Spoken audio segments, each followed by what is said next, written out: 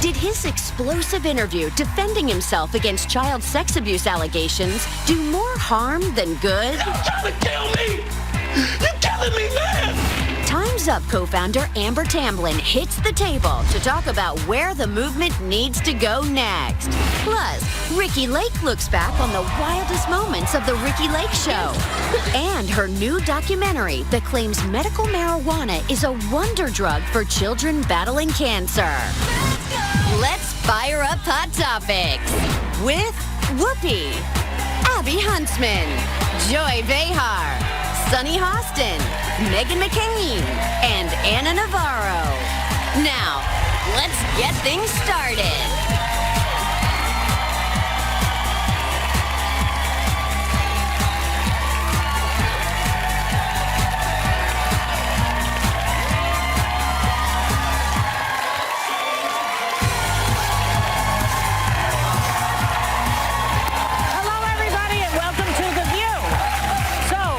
Whoopi is still out getting better and better and will be back at the table soon. Yes, she's getting better. R. Kelly just did an explosive interview with Gayle King to defend himself against a slew of sexual abuse allegations, including some with underage women, and accusations he held women against their will. Watch this. I think the point you're making is, and correct me if I'm wrong, that you have never held anybody against their will. I don't need to. Why would I? Well, how stupid would it be for R. Kelly, with all I've been through in my way past, to hold somebody? Is this camera on me? Yes, it's on. That's stupid. Use your common sense. Robert. I didn't do this stuff. This is not me. I'm fighting for my life. Y'all killing me with this. So, where's Oprah when you need her? Oh.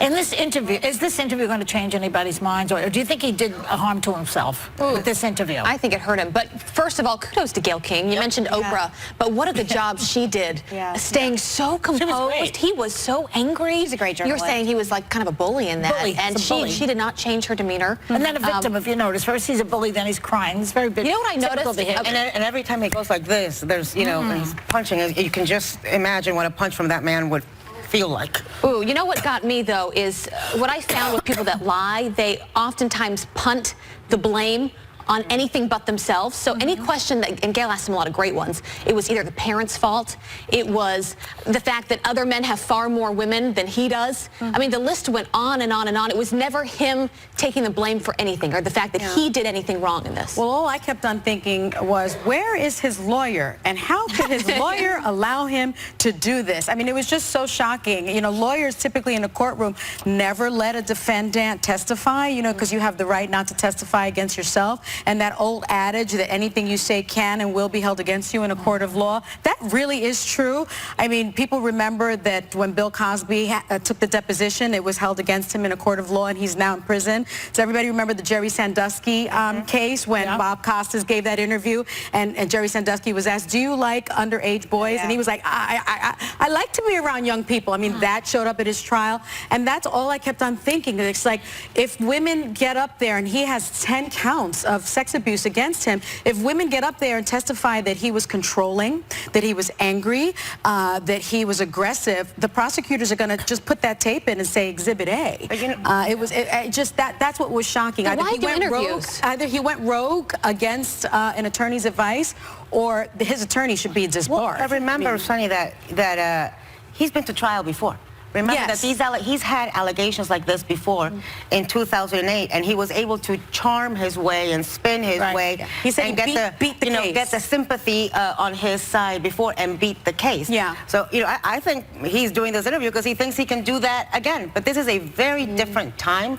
It's well, this is the Me Too era, and you think that matters and means something. Yes. There's been a real change. First of all, like you said, I mean, he married 15-year-old Aaliyah. Remember the 2008 interview with Teray when Teray asked him, are you into teenage girls? And he said, when you say teenage, how old are we talking? This is 2008. Obviously, my opinion on him was changed as well during the documentary. But again, we know who R. Kelly is. Much like Michael Jackson yesterday, ever since Aaliyah and Teray, I thought he was also a pervert in a lot of different ways. And, you know, the alleged tape that went around, that was happening when I was growing up. An alleged pervert. And also, you know, you remember the Chappelle Show joke about it. Like, there were a lot of things about his sexual perversions that were in pop culture. It's just now in the Me Too era, we're looking at it through a different lens. Yeah.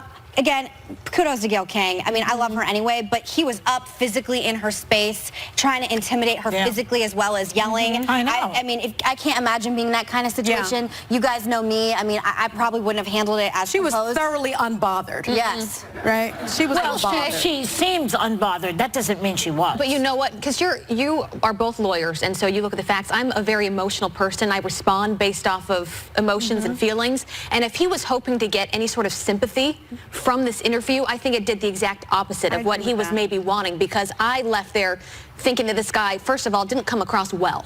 Something is clearly going on, and also very angry, very angry. But it's the same people that are bringing girls around him, teenage girls, and hiding up for all his crap for so long are the same people that are allowing him to do this interview.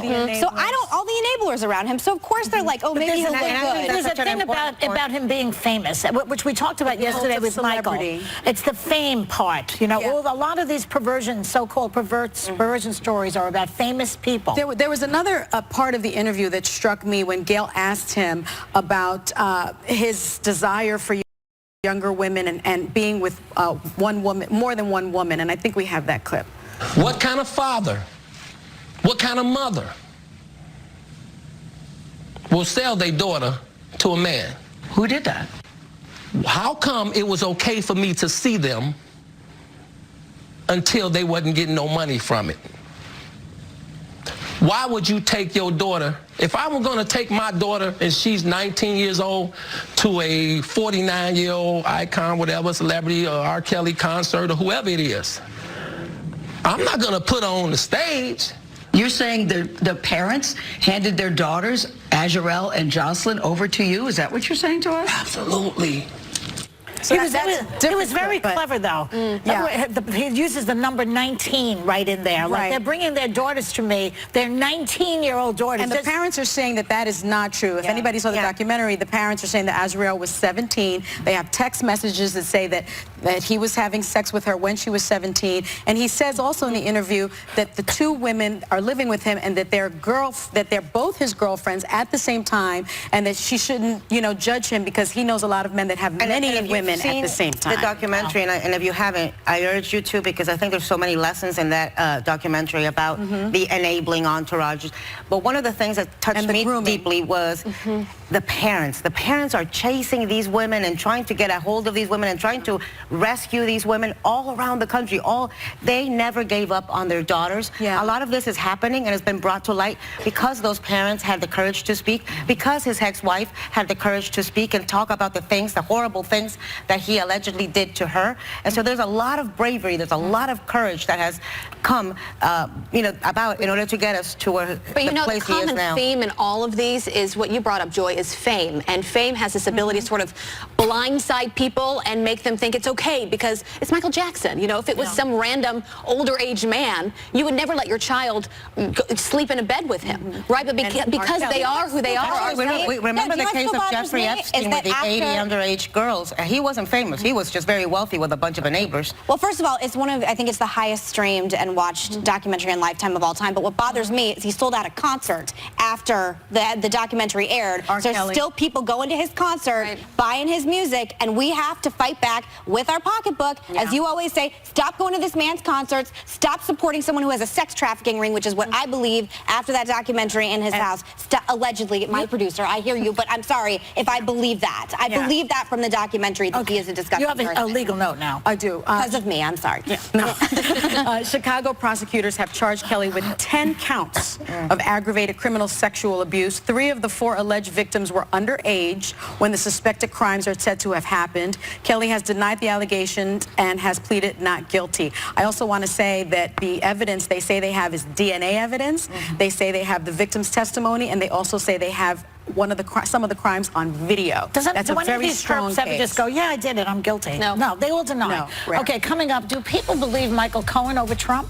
We'll talk about that next.